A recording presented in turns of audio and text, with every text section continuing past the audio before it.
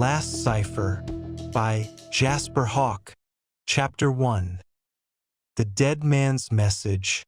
The wind howled through the narrow streets of Vienna, carrying the scent of rain and diesel. Jasper Hawke moved like a ghost through the crowded Naschmarkt, his eyes scanning the bustling stalls of fruit vendors and spice merchants. Beneath the lively chatter and clinking of glasses from nearby cafes, he felt it, the unease of being watched that he hadn't planned on coming here. Marius Keller, an old ally from his covert days, had sent him a message. 3 words typed in an encrypted email: "Find the cipher." It was signed with Keller's old call sign, one Hawke hadn't seen in nearly a decade. The problem? Keller had been dead for 3 years. The drop Hawke navigated past a row of outdoor seating, where tourists laughed over oversized mugs of beer. He spotted the drop location: a weathered newspaper stand, half covered by a tattered awning. A small handwritten sign in German read, "Out of order." He moved casually, slipping between a pair of locals arguing over football. Beneath the rusted stand, he reached for what he already knew would be there: a small, black envelope. Inside was a single flash drive, taped to a folded piece of paper. The note read, "Meet me at the old chapel, midnight." Hawke exhaled slowly. He knew the place: St. Augustine's Chapel, a forgotten relic on the outskirts of Vienna, its history buried beneath the weight of war and espionage. He didn't believe in ghosts, but if Marius Keller was reaching out from beyond the grave, someone had gone through a lot of trouble to make it happen. The pursuit. Hawke pocketed the envelope and started walking.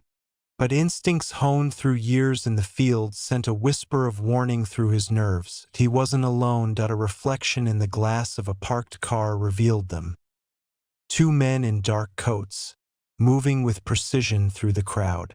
Professionals. Hawke turned into a side alley, quickening his pace. The moment he crossed into the shadows, the men followed. Confirmation. He didn't have time for a fight. Not in the open. Slipping between 2 parked motorcycles, he ducked into a narrow passage between buildings. The footsteps behind him grew louder. They weren't trying to be subtle anymore. Hawke reached the end of the alley, a dead end. Exactly what he needed. As the first pursuer stepped into the confined space, Hawke moved. A swift pivot, a strike to the throat, and the man collapsed, gasping for air. The second attacker barely had time to react before Hawke drove an elbow into his ribs, spun him around, and smashed his head against the brick wall. Both men were down. No ID, no insignias, but definitely trained. Something told him this was only the beginning. Midnight at St. Augustine's. The chapel was abandoned, its stone walls cracked by time. Hawke moved through the ruined interior, past broken pews and shattered stained glass. At the altar, a single candle flickered, casting a ghostly glow. A figure sat in the shadows. Hawke's breath hitched for just a moment. The man was battered, his left arm in a sling, face lined with age and fatigue. But there was no mistaking him. Marius Keller was alive. "I don't have much time," Keller rasped. "They're coming for me, and now they'll come for you." Hawke narrowed his eyes. "Who?" Keller reached into his coat and handed him a folded document. "The last cipher. If they get it, the world burns." Before Hawke could respond, the windows shattered. Gunfire erupted. The beginning of the end. Hawke grabbed Keller and Dove behind the altar as bullets shredded the wooden pews. Shadows moved outside, black-clad figures closing in. Keller coughed, blood speckling his lips. You need to run. Take the cipher and finish this. Hawke clenched his jaw. He had no idea what he had just stepped into, but one thing was certain: he was already under fire. Chapter 2. The Escape Plan. Gunfire ripped through the silence of St. Augustine's Chapel, shattering what remained of the stained glass windows. Jasper Hawke hit the ground, rolling behind the crumbling altar as bullets tore through the wooden pews. The air filled with dust and the acrid scent of gunpowder. Marius Keller slumped against the stone wall, blood soaking through his jacket. His breath was ragged, his face pale. Hawke knew the signs. Keller wasn't going to last long. Who are they? Hawke demanded, keeping low as he checked his magazine. He had 6 rounds left. Not nearly enough, Keller coughed, forcing a weak smirk. Does it matter? They're not here to talk. Hawke risked a glance past the altar. Shadows moved outside, 3, maybe 4 operatives. They were disciplined, no reckless charging, no wasted shots. They wanted something. The cipher. Keller's grip tightened around the folded document in his hand. He held it out. Take it. Get out of here. Hawke hesitated. The last time he had seen Keller, the man had been declared dead. Now he was bleeding out in a ruined chapel, handing him a cipher that people were willing to kill for. None of this made sense. Another round of gunfire slammed into the stone wall behind them. Keller flinched but kept his eyes locked on Hawke. Take it, damn it. If they get this. His breath hitched. The world changes. That was all Hawke needed to hear. He snatched the paper and shoved it into his coat just as a grenade clinked onto the floor beside them. Move. Hawke grabbed Keller and dragged him behind a row of fallen pews just as the grenade detonated, shaking the entire chapel. Dust and debris rained down. He could hear the operatives advancing. Keller groaned in pain. Hawke knew he wouldn't make it, but he wasn't about to leave him behind. He grabbed his earpiece and tapped into the secure frequency. I need an extraction. Now. A familiar voice responded instantly. You're in deep, aren't you? Isabella Vega. Vega was an off-the-books contact, a logistics specialist who could get him out of anywhere in the world, for a price. Chapel on the south end of Vienna, Hawke said, steadying Keller against the wall. I need a car in 2 minutes. That's impossible. Figure it out. A sigh on the other end. Fine. There's an old sewer tunnel under the chapel. Takes you outside the perimeter. Head south. I'll have a car waiting. Hawke ended the call and turned to Keller. Can you walk? Keller nodded, but his legs barely held. He was fading fast, no choice. Hawke threw Keller's arm over his shoulder and pushed forward, moving past the wreckage as the gunman reloaded. A bullet whizzed past his head. Another shattered a stone column beside him. Hawke fired twice, dropping one of the operatives before dragging Keller toward the trapdoor at the back of the chapel. Boom! A second explosion sent tremors through the floor. They were bringing the whole place down. Hawke yanked the rusted trapdoor open, revealing a pitch-black tunnel beneath. He climbed down first, then pulled Keller in after him just as the ceiling collapsed above. The chapel was gone. The tunnel, the air was damp and thick with the scent of rotting stone. Hawke pulled out his flashlight, sweeping the tunnel ahead. We have to keep moving, he said. Keller exhaled, struggling to stay upright. They knew I was coming. I tried to warn you. Hawke frowned. About what? Keller's breathing grew weaker. He gripped Hawke's jacket, pulling him close. His voice was barely above a whisper. The cipher, it's not just a code. His eyes flickered with urgency. It's a map. Hawke's pulse quickened. To what? Keller opened his mouth to speak, but the shot rang out before he could. The bullet slammed into his chest. Hawke spun, gun raised, but the tunnel behind him was empty. A silenced shot. A sniper. Keller gasped for air, but there was nothing Hawke could do. The old spy's grip loosened. His eyes locked on Hawke one last time before he went still. Hawke clenched his jaw, his grip tightening around the cipher in his pocket. Whoever had done this wasn't just after Keller. They wanted to erase everything he knew. The chase wasn't over. It was just beginning. The extraction. Hawke sprinted through the tunnel, his heartbeat steady despite the storm brewing inside him. Keller was dead, but he had left behind something bigger than both of them. The tunnel exit led to a deserted back alley. Parked against the curb was a black Audi, engine idling. Inside, Isabella Vega tapped the steering wheel impatiently. Took you long enough. Hawke slid into the passenger seat. Drive. As the car peeled out onto the empty streets, he pulled the cipher from his pocket, unfolding it beneath the dim glow of the streetlights. The paper wasn't filled with random symbols or encrypted messages. IT was coordinates. And at the bottom, a single word was scrawled in Keller's handwriting. Bastion. Hawke had no idea what it meant, but one thing was certain. Someone had just killed Marius Keller to keep it hidden. Now, it was his turn to uncover the truth. Chapter 3.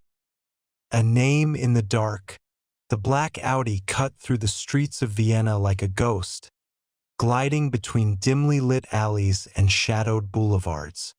The city was alive with the hum of distant traffic, but inside the car, silence hung thick between Jasper Hawke and Isabella Vega. Hawke's grip tightened around the cipher, his mind replaying the last seconds of Marius Keller's life. The old spy had died before he could explain what the cipher truly meant. But his final word, bastion, was enough to set Hawke on edge. He turned the paper over in his hands, scanning the coordinates scribbled across the page. No traditional encryption, no elaborate ciphers, just raw, unfiltered numbers. A location. Hawke had seen enough coded messages to know when something was deliberately left simple. Whoever had written this didn't have time for complexity. They needed it found. From the driver's seat, Vega glanced at him. You going to tell me what's on that paper? Or do I have to guess? Hawke folded the cipher and tucked it into his jacket. Need to know basis. Vega scoffed. Typical. She downshifted, taking a hard right into an underground garage beneath an abandoned office complex. The moment the car rolled to a stop, she turned to face him. I need to know what I just risked my life for, she said. I don't work for free. Hawke met her gaze, studying her. Isabella Vega was one of the best smugglers in Europe, a broker of secrets who could get a man out of any country, provided the price was right. She wasn't someone to be trusted blindly. But right now, she was the only asset he had. He reached into his pocket, pulled out a burner phone, and keyed in the coordinates from the cipher. A second later, a satellite map loaded onto the screen. Vega leaned in, eyes narrowing. Romania. Hawke nodded. The Carpathian Mountains. Remote, isolated. Perfect place to hide something valuable. She frowned. You think Keller was leading you to a vault? A weapons cache? I don't know, Hawke admitted. But whatever Bastion is, people are willing to kill for it. Vega tapped her fingers against the steering wheel, deep in thought. If we're going off-grid, we'll need new identities. Cache. A plane. Hawke looked at her, his expression unreadable. We. Vega smirked. You need me, Hawke. I have connections in Romania.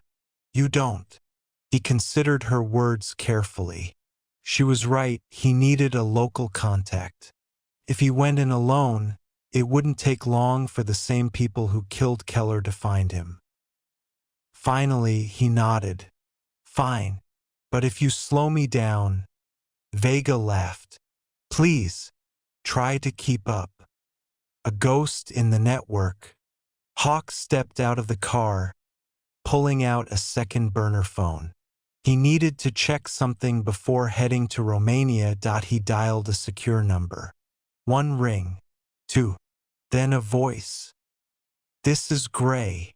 The voice belonged to Anton Gray, a deep cover analyst with MI6's Shadow Division. Hawke and Gray had worked together before, trading classified intelligence in the back alleys of Istanbul and the deserts of Riyadh. I need a name run, Hawke said. Word, Bastion. A pause. Then, where did you hear that? Not important. Another pause. When Gray spoke again, his voice was different. Lower. Sharper. You don't want to dig into this, Hawke. Hawke's grip on the phone tightened. I already have. Gray exhaled. Bastion was a project. NATO Black Ops shut down years ago. No records, no paper trail. Just whispers. Hawke's instincts flared. Then why is someone trying to kill for it? I don't know, Gray admitted. But if you've got a lead, burn it. Walk away. That wasn't going to happen. Hawke ended the call and turned back to Vega. We leave in 2 hours. She raised an eyebrow. And he slid into the passenger seat. We're chasing ghosts. Chapter 4. Into the Lion's Den. The small Cessna 680 cut through the night sky, its engines humming a low, steady drone over the Carpathian Mountains. Below, dense forests stretched in every direction, swallowing entire villages in their shadow. Jasper Hawke sat near the window, his sharp eyes scanning the coordinates from Keller's Cipher one last time. The numbers had led them deep into Romania, a place called Bastion Ridge. Across from him, Isabella Vega leaned back in her seat, casually sipping a tumbler of whiskey. You're unusually quiet, she remarked. Hawke didn't respond immediately. He was piecing together the puzzle: Keller's death, the Cipher, NATO's classified Bastion project, and now this location buried in the mountains. Too many variables, and none of them fit cleanly. Finally, he looked at her. I don't like walking into situations blind. Vega smirked. Welcome to my world. The cockpit door slid open, and the pilot, a wiry man with Russian military tattoos, stepped into the cabin. We're 20 minutes out, he announced. Weather's holding, but the landing site is rough. Hawke nodded. We'll manage. The pilot hesitated. You sure about this? There's a reason no one flies over Bastion Ridge. Hawke studied him. You know something? The pilot glanced at Vega. She gave him a slow nod, signaling it was safe to speak. He exhaled, lowering his voice. People disappear out there, he muttered. Hikers, researchers, military patrols. Some say there's a hidden base. Others say it's cursed. Hawke's jaw tightened. Hidden base. That was more likely. Get us as close as you can, he said. The pilot sighed and returned to the cockpit. Vega raised an eyebrow. You believe in ghosts? Hawke checked his sidearm, sliding in a fresh magazine. No, he said, but I believe in men who don't want to be found. The descent. The aircraft dipped lower, skimming the treetops as the pilot guided them toward a clearing near the ridge. Hawke peered out the window and saw nothing but endless black forest, stretching toward a jagged rock formation that loomed like the ruins of an ancient fortress. Then he saw it, a glint of something metallic among the trees. Hold here, he told the pilot. Circle once. As the aircraft banked, he focused on the clearing. At first, it looked natural, just a patch of forest floor. But the reflection had come from something unnatural. Hawke pulled out a pair of infrared binoculars. There, a faint heat signature. Someone or something was down there. He turned to Vega. We're not alone. Touchdown. The landing was rough, but the Cessna held steady as its wheels dug into the uneven terrain. Hawke was the first to step out, the night air thick with the scent of pine and damp earth. Vega followed, adjusting the silencer on her pistol. Which way? Hawke pointed toward the heat signature's last location. There. They moved fast, cutting through the undergrowth, their movements silent, precise. Years of training had made Hawke an expert in shadow operations. Vega was just as good. Within minutes, they reached the source of the reflection. An old, rusted watchtower, half buried in the trees. Hawke's pulse quickened. This wasn't just a clearing. It was a remnant of something much older. He crouched, running a hand over the metal. Not rust, bullet scars. This was a fight, he murmured. Vega scanned the area, her gaze sharp. And recently, Hawke followed her line of sight and froze. A corpse, half hidden under leaves, lay slumped against the tower's foundation. Gunshot wound, close range. Hawke knelt beside the body, searching the man's pockets.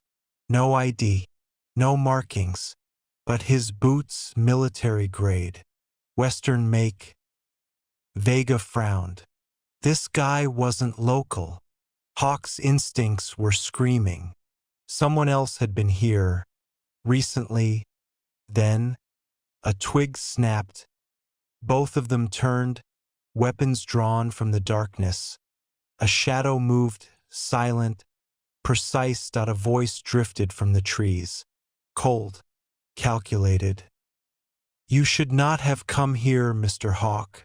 Hawke didn't hesitate. He spun toward the voice, finger tightening on the trigger. Then the world exploded. Chapter 5. Ghosts in the Dark. The night erupted in a burst of gunfire. Jasper Hawke dived behind the rusted watchtower as bullets shredded through the leaves around him. Vega rolled low, slipping into the shadows with practiced ease. The muzzle flashes from the tree-line revealed 3 shooters, their silhouettes barely visible in the darkness. Hawke exhaled. Trained. Coordinated. These weren't local thugs. They were professionals. Contact, 3 o'clock, he murmured into his comms. Vega's voice crackled in response. I see them. Taking position. Hawke reached into his vest, retrieving a flash grenade.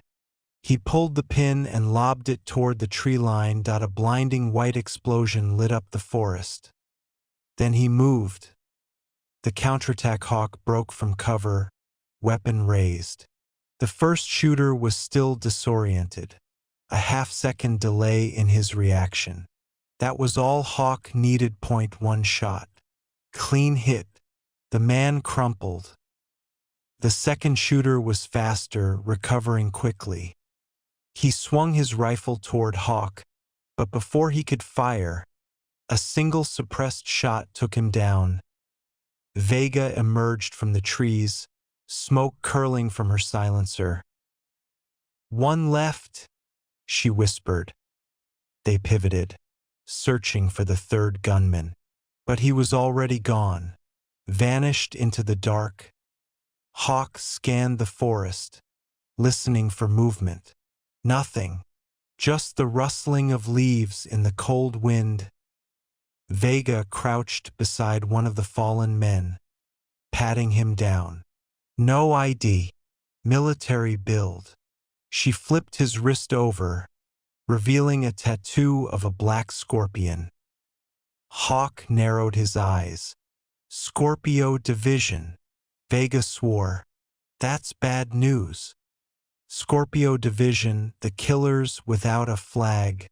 Hawke had encountered Scorpio Division before. They weren't tied to any country, any government. A private paramilitary unit used by the highest bidders for the dirtiest jobs. Their presence here meant one thing. Whoever was behind Keller's Cipher had deep pockets. Hawke turned toward the corpse slumped against the watchtower. He had assumed the man was a victim. Now he wasn't so sure that he crouched beside the body and unbuttoned the dead man's shirt. Beneath, tattooed onto his chest in faded ink, was an old symbol. A black hawk clutching a dagger. Hawke's blood ran cold.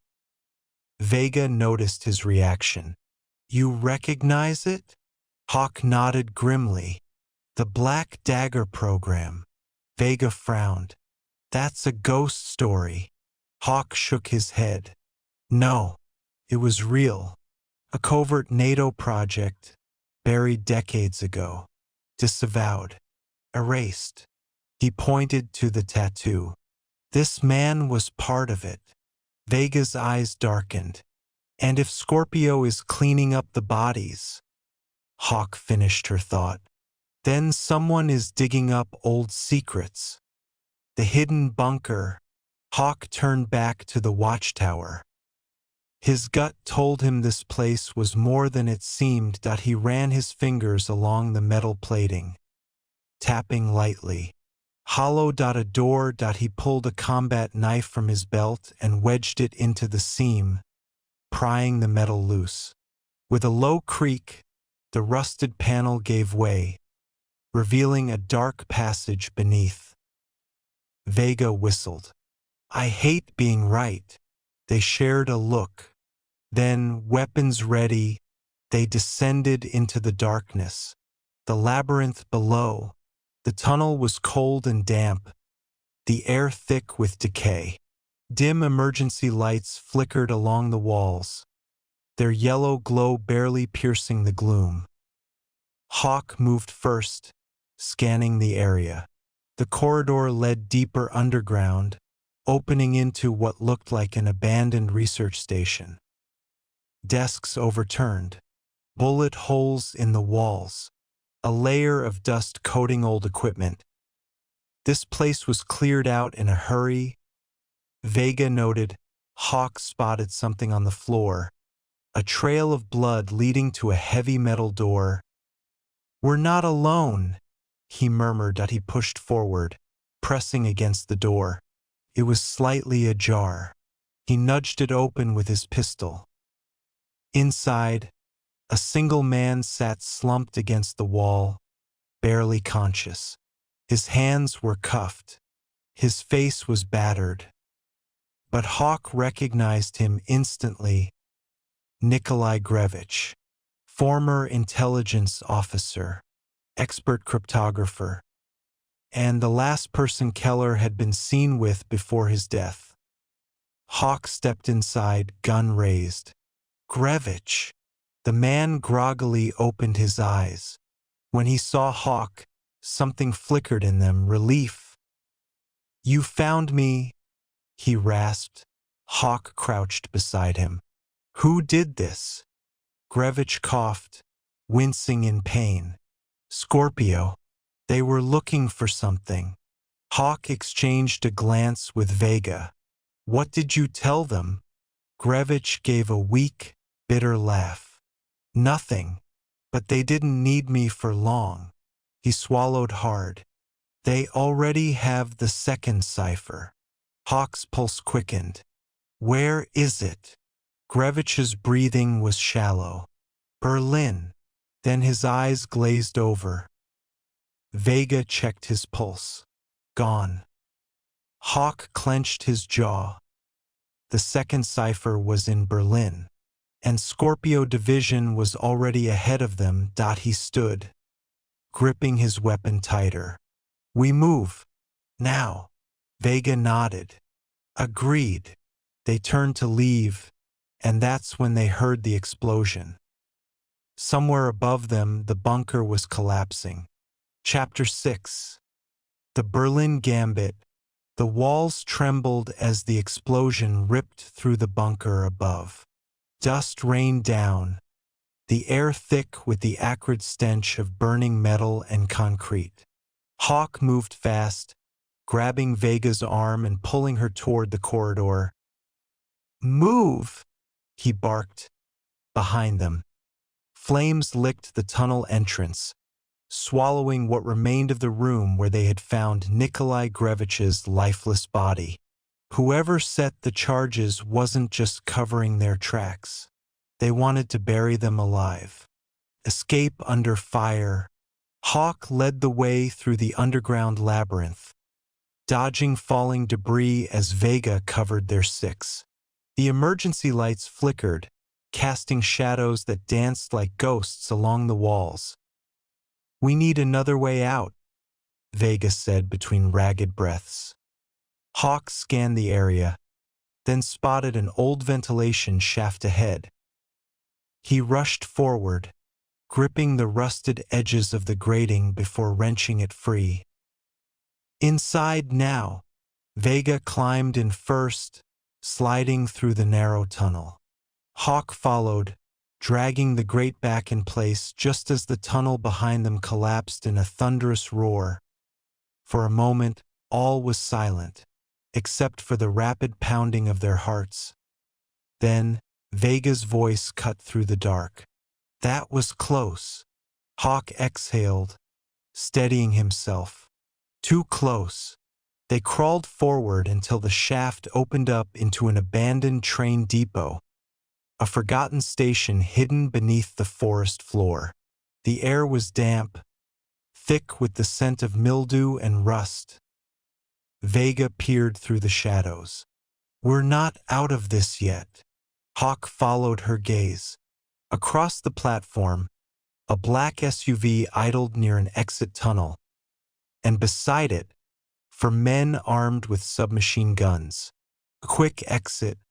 We take them quietly," Hawke murmured. Vega nodded. "I'll flank left."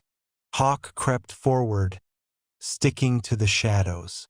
One of the men broke off from the group, lighting a cigarette near an old bench. Hawke seized the opportunity in one swift motion. He emerged from the darkness, wrapped an arm around the man's throat, and silenced him before he could make a sound. Vega struck next, a blade flashing in the dim light as she took down the second guard. The remaining two noticed too late. Hawke raised his pistol, two suppressed shots cutting through the stillness. Bodies hit the floor. The SUV was theirs. Hawke grabbed the driver's seat, revving the engine. "Let's go." Vega slid into the passenger side, already loading a fresh magazine into her weapon. "Berlin." Hawke nodded, gripping the wheel. "Berlin." Touchdown in Berlin. The city unfolded beneath them as their plane descended into Berlin-Brandenburg Airport. Neon lights flickered in the distance, the glow of the city stretching far into the night. Hawke adjusted the cuff of his jacket, his eyes scanning the runway. No welcoming committee. That's a good sign. Vega scoffed. Or a bad one. They exited through a private hangar where a contact was waiting, Carl Richter, an old MI6 operative with deep roots in Berlin's underworld. Richter smirked as they approached. You two always seem to land in trouble. Hawke shook his hand. And you always seem to know about it. Richter led them to a black Mercedes, passing them a manila envelope. The second cipher, Keller's last message, was traced to a storage facility in MIT. But you're not the only ones looking for it. Hawke opened the envelope. Inside was a surveillance photo of a woman. Vega frowned. Who's she? Richter exhaled. Celeste Moreau, former French intelligence. Now freelance. Hawke studied the photo. Moreau's sharp green eyes were unmistakable, even in grainy black and white. He had crossed paths with her before. A deadly strategist, always 2 steps ahead.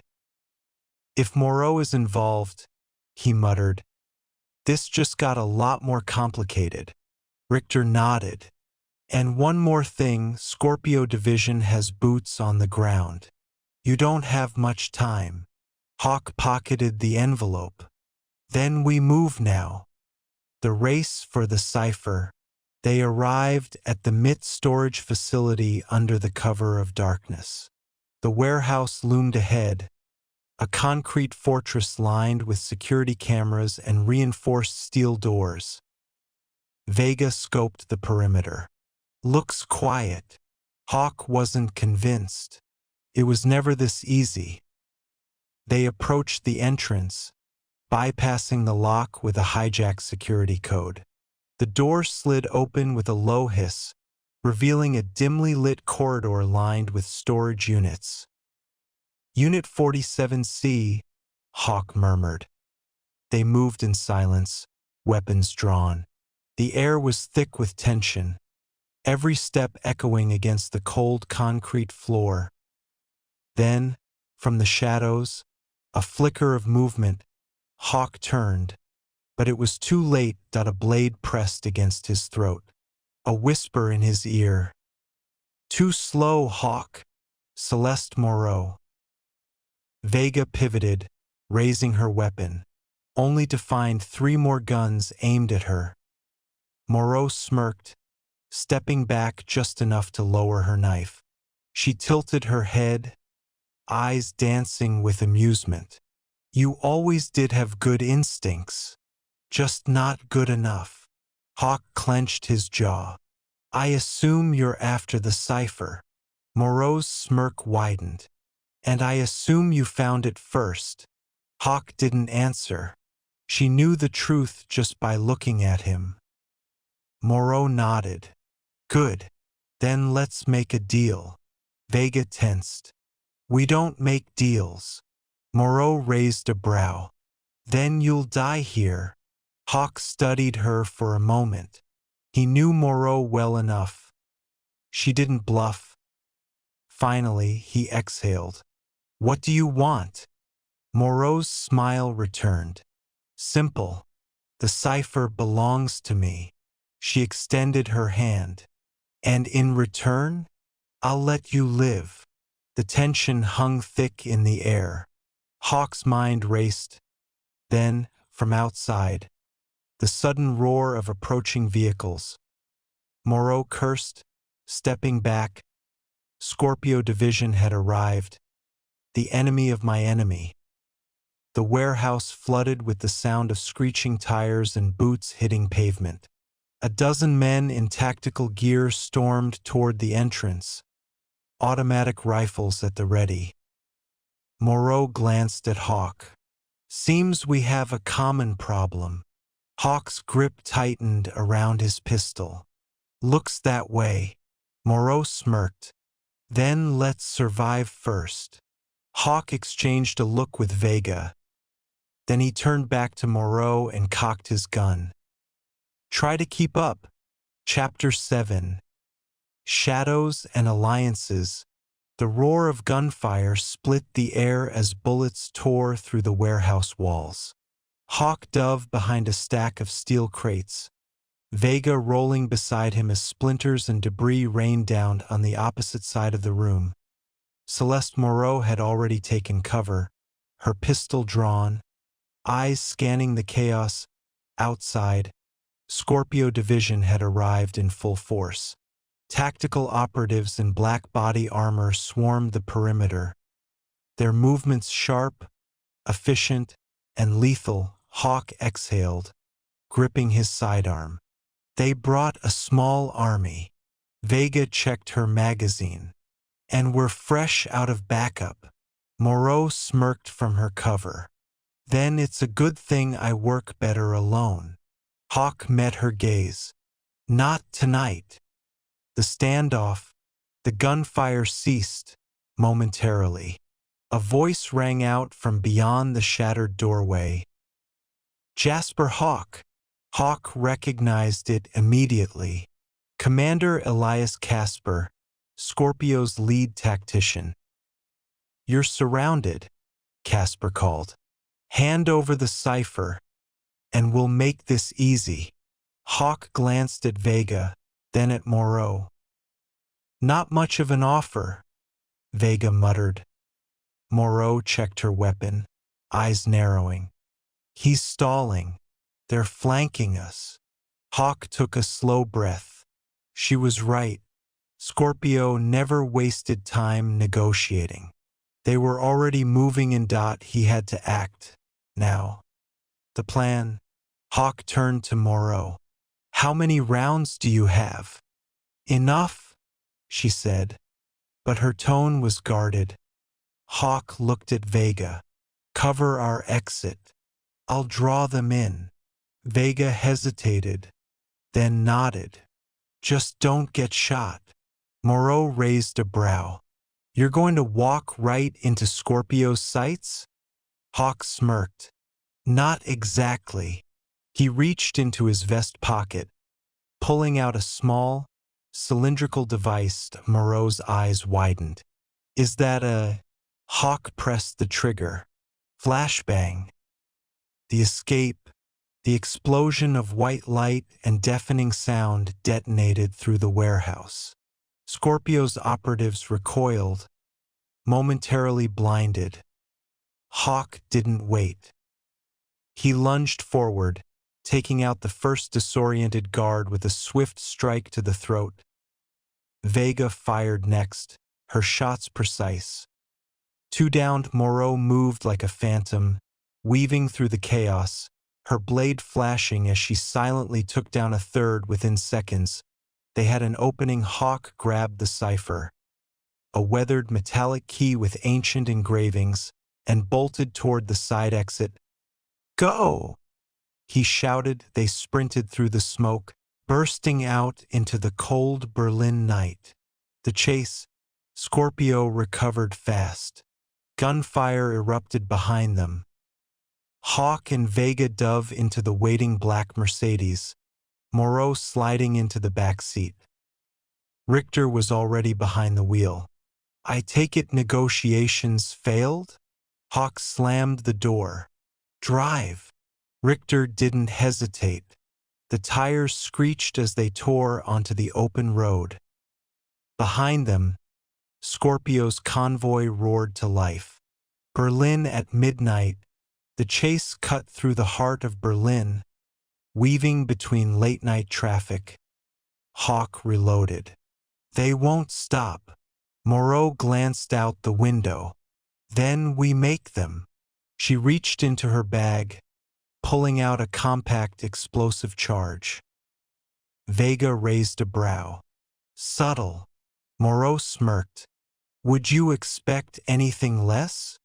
She rolled down the window, timed her throw, and the street behind them erupted into flames. Scorpio's lead vehicle swerved, crashing into the divider. Point one down. Hawke turned to Richter. We need to disappear. Richter nodded. I know just the place. Into the underground. The car veered off the main road, slipping into a hidden entrance beneath an abandoned train station. The tunnel walls narrowed as they sped through the dark, finally emerging into a covert MI6 safe house. The car skidded to a stop. For a long moment, all was silent, except for the distant sirens above. Hawke turned to Moreau.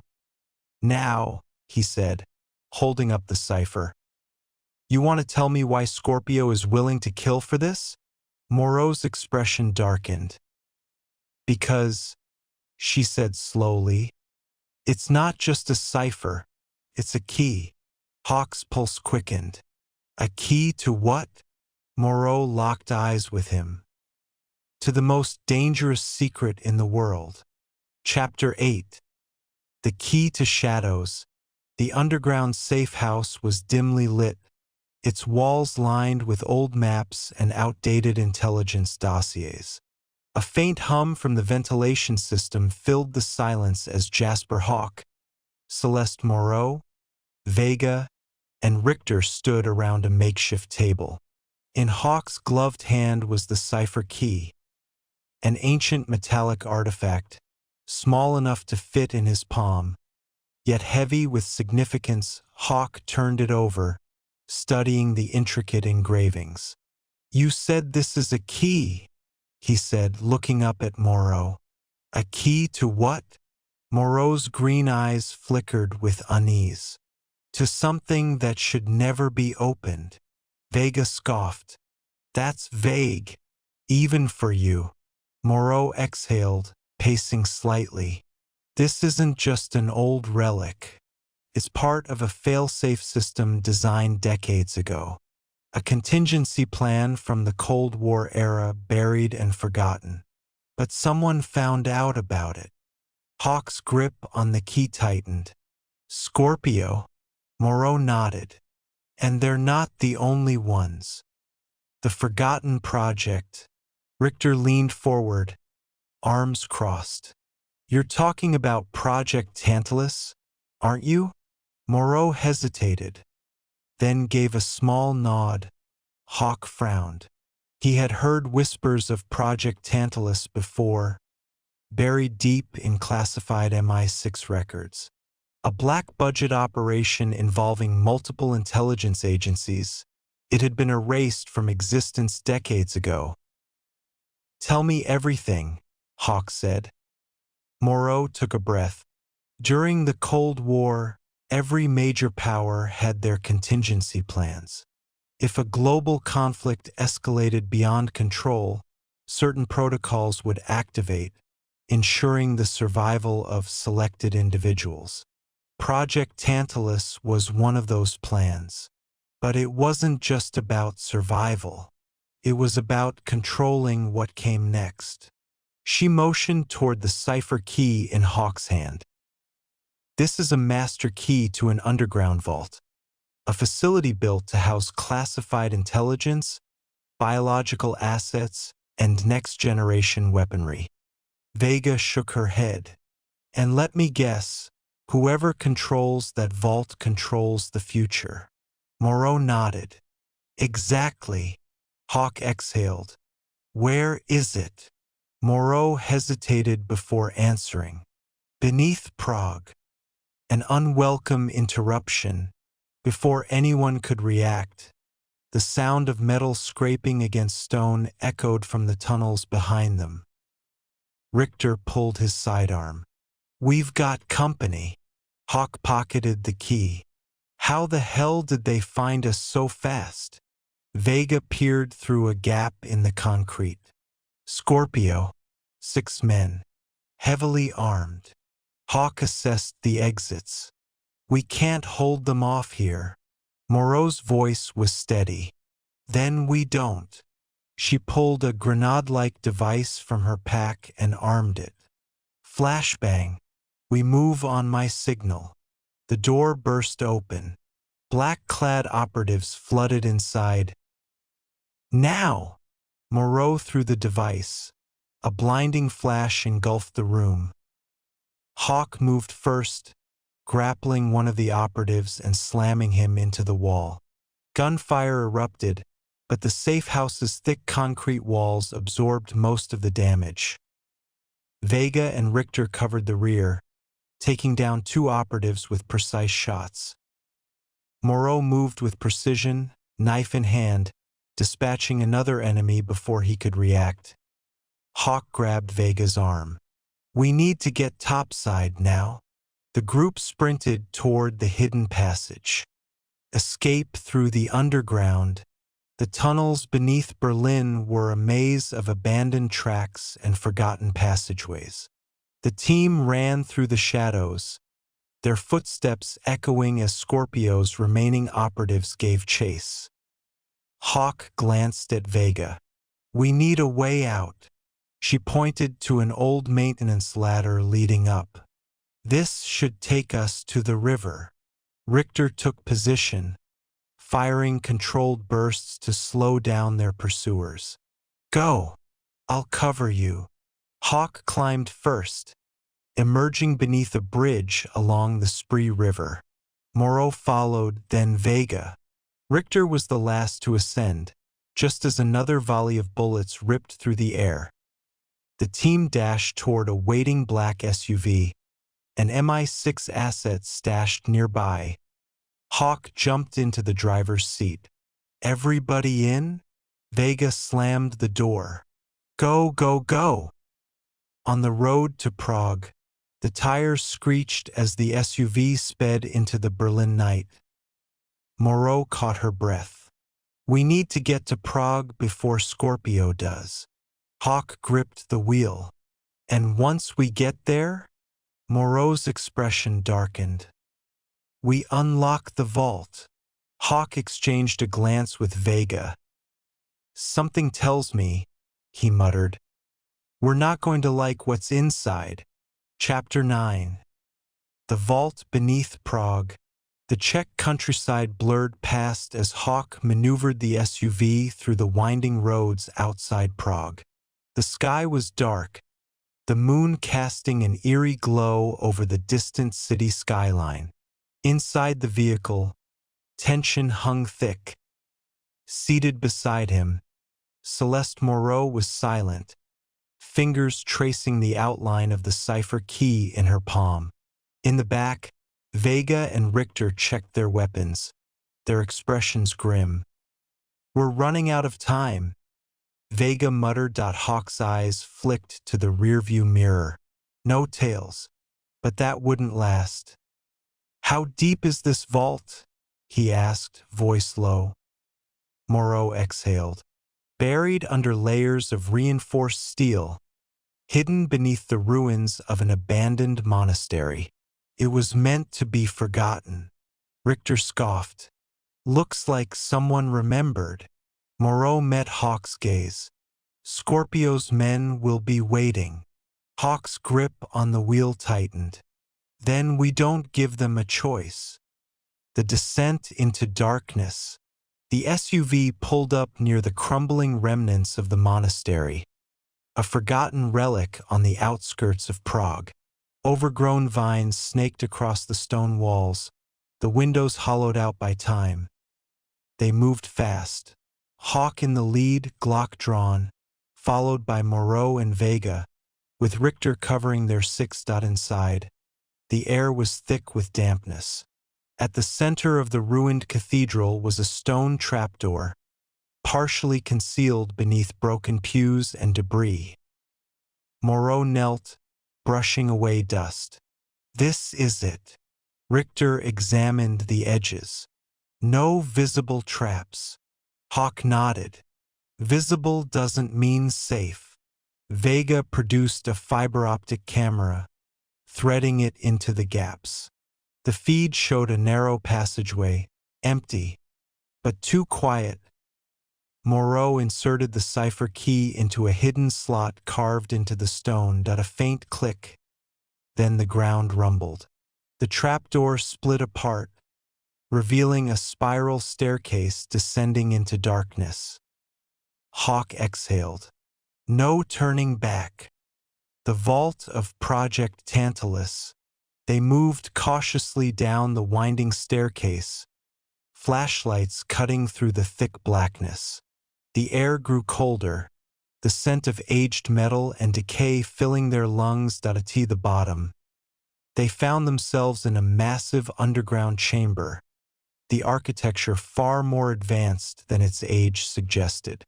The walls gleamed with reinforced steel, and at the center stood a vault door the size of a bank's, emblazoned with a forgotten insignia.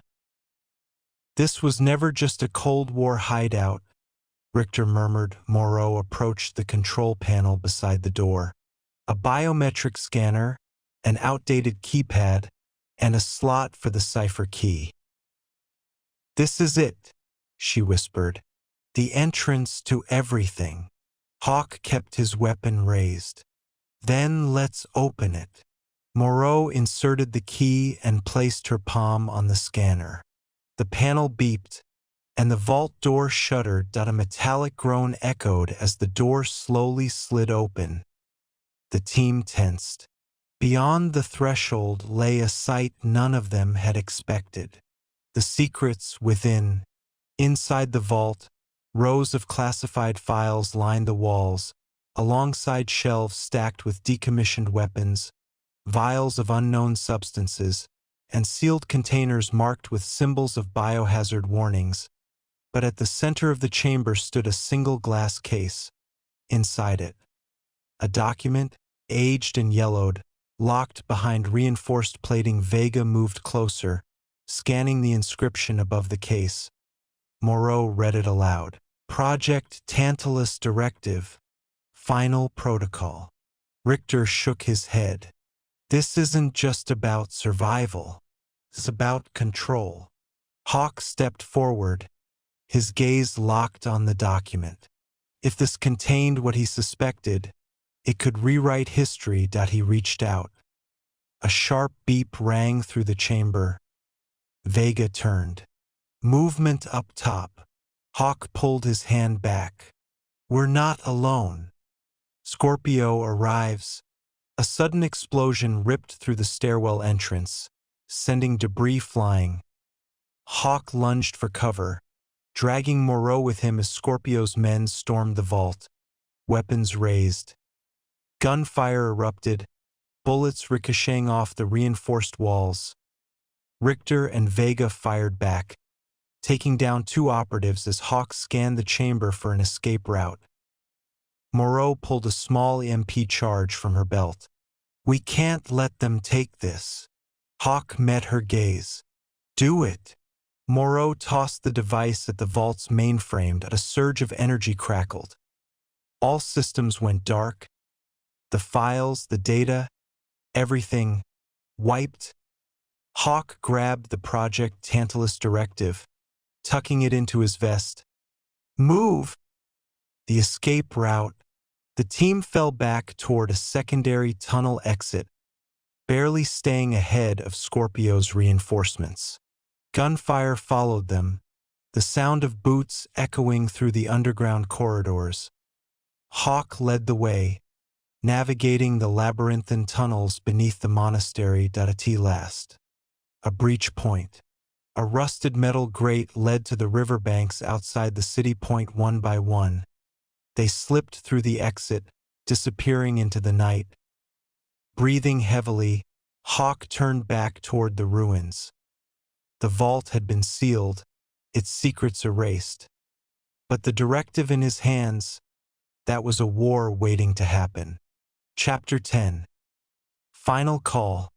The cold Prague night wrapped around Hawke like a second skin as he stood on the banks of the Vltava River. The worn parchment of the Project Tantalus directive clutched in his hands. The ink was faded, but its contents carried enough weight to ignite a global firestorm. Behind him, Celeste, Moreau, Vega, and Richter gathered in the shadows of a decrepit boathouse, catching their breath from the narrow escape. Scorpio's men were still searching for them, but they had disappeared into the city's labyrinthine backstreets. Hawke exhaled, watching his breath fog in the frigid air. "This document," he murmured, eyes scanning the classified protocols. "It's not just a blueprint for war. It's a failsafe." Moreau stepped closer, her gaze sharp. "A failsafe for what?" Hawke looked up. "For when governments collapse. A plan to control the chaos that follows." Vega frowned. "You're saying this was meant to be activated?" Hawke nodded. Scorpio wasn't trying to destroy the world. He was trying to reshape it. A heavy silence settled between them. The document in his hands wasn't just intelligence, it was a weapon. One that powerful forces would kill to possess or bury forever. No safe harbor. Moreau paced. "We need to go dark. Scorpio won't stop. And the moment we try to move this intel, every agency in the world will know." Richter checked his watch. "We've got less than an hour before the perimeter tightens. If we're getting out, it's now." Hawke weighed their options. There were none. Not if they wanted to survive. "We can't run," he finally said. "We take the fight to them." Vega raised an eyebrow. "You're suggesting we go after Scorpio?" Hawke tossed the directive onto a nearby crate, pulling out his sidearm. "No, I'm suggesting we finish this." The final move, the coordinates on the directive weren't just locations. They were rendezvous points for a global summit. A clandestine meeting where the final phase of Project Tantalus was to be set in motion. And the final name on the document, Scorpio. Moreau's expression hardened. "He's attending in person." Hawke nodded. "Which means we have one shot." They moved fast. Vega secured a stolen transport. Richter pulled together forged credentials, and Moreau worked a contact in Geneva, where the summit was being held. By the next evening, they were on a private jet heading straight into the heart of the storm. Confrontation at the summit. The Geneva summit was held in a secluded glass and steel fortress, overlooking the icy waters of Lake Leman. Inside, diplomats, defense contractors, and covert power brokers moved behind closed doors, each with their own agenda. Hawke and his team infiltrated under diplomatic aliases, their weapons concealed, their path set. Then, they saw him, Scorpio. He stood near the central chamber, his demeanor as calculated as ever. A man who had orchestrated wars from the shadows, now preparing to pull the final string. Moreau exhaled. "He doesn't know we're here."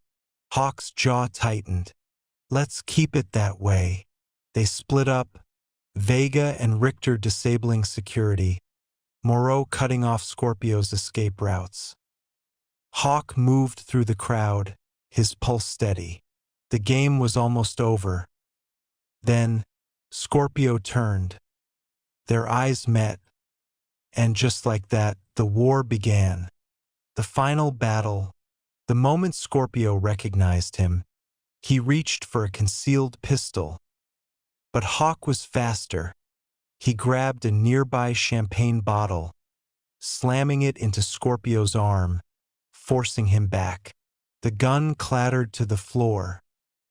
The summit erupted into chaos. Guards rushed in, guests scattered, and Hawke tackled Scorpio, dragging him toward a private corridor. Moreau followed, weapon drawn. "End of the line," Hawke muttered. Scorpio, bleeding from a cut above his brow, smirked. "You think you've won?" Hawke's grip tightened. "The world won't burn for you." Scorpio's voice was calm. "You don't understand, Hawke. You're too late." Then he nodded toward the monitor behind them. Hawke turned and froze. The last cipher unlocked. On screen, A live transmission showed servers activating in 6 major cities across the world. Scorpio chuckled. You stopped me? But the directive? He leaned in, whispering, It's already in motion. Hawke didn't hesitate. Point one shot. One kill. Scorpio collapsed, his smirk fading as he hit the marble floor. Moreau rushed to the console. The servers were still online. Hawke moved beside her. Can we override? She hesitated. Not entirely, but we can corrupt it. Richter's voice crackled over comms. We need an answer, Hawke. Hawke's mind raced. If they corrupted the directive, every classified secret Scorpio's network had collected would be exposed. Governments would fall. Leaders would be ruined. The world order would shift overnight. If they didn't, Project Tantalus would remain hidden, waiting for the next Scorpio to rise. Hawke exhaled. No perfect choice. Only the least destructive one. That he gave Moreau a nod. Burn it. She hit the command. The end of an era. The servers crashed. Data fragments collapsed into unreadable noise. Project Tantalus. Erased. Across the summit, phones rang, security scrambled, and powerful men realized their leverage had just vanished. Hawke holstered his weapon. Time to go. They slipped out in the confusion, disappearing into Geneva's mist-covered streets as they walked. Moreau glanced at him. Did we do the right thing? Hawke's eyes remained on the distant lights of the city. There's no right thing in this world, he murmured. Only survival. Only the next fight. Epilogue. A new shadow rises weeks later. Hawke stood alone at a safe house in the Alps, the embers of a small fire crackling before him. A burner phone vibrated on the wooden table. He answered at a voice, calm, familiar, and unknown. You stopped this war, Hawke. But the next one has already begun. The call ended. Hawke sighed, tossing the phone into the flames. That he reached for his coat, his weapon, his next move. That no rest for men like him. Because in the shadows, the game never truly ends.